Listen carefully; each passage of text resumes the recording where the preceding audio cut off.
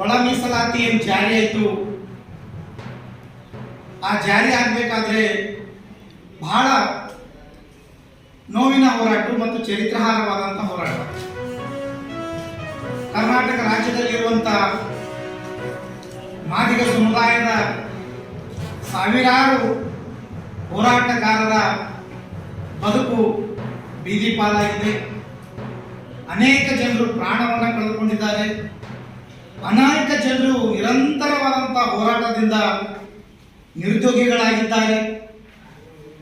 ಅನೇಕ ಹೋರಾಟಗಾರರು ಲಾಠಿ ಏಟು, ಪೊಲೀಸರ ಬೂಟಿನೇಟನ್ನು ತಿಂದು ಜೈಲು ವಾಸವನ್ನು ಅನುಭವಿಸಿದ್ದಾರೆ. ಇದು ಎಲ್ಲದರ ಫಲವಾಗಿ ಮತ್ತೆ ನಮ್ಮ ರಾಷ್ಟ್ರೀಯ ನಾಯಕರು ಆಗಿರುವಂತ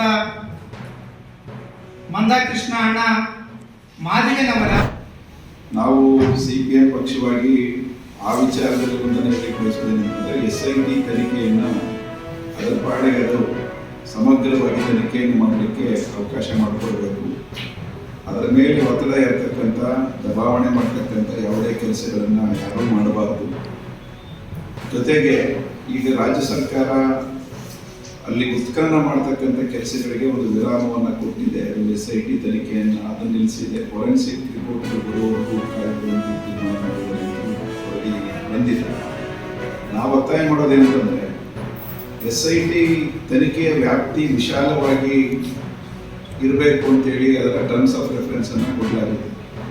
ಆಗಿರುವಾಗ ಕೇವಲ ಉತ್ಖನನ ಮಾಡುವಂಥ ಪ್ರಶ್ನೆಗಳಿಗೆ ಮಾತ್ರ ಸೀಮಿತವಾದ ರೀತಿಯಲ್ಲಿ SIT ತನಿಖೆಯನ್ನು ಈಗ ನಿಲ್ಲಿಸಿರೋದು ಸರಿಯಲ್ಲ. ಅದನ್ನು ಮುಂದುವರಿಸಬೇಕು. ಮತ್ತು ಈಗಾಗಲೇ SIT ಕೂಡ ಸ್ಪಷ್ಟವಾಗಿ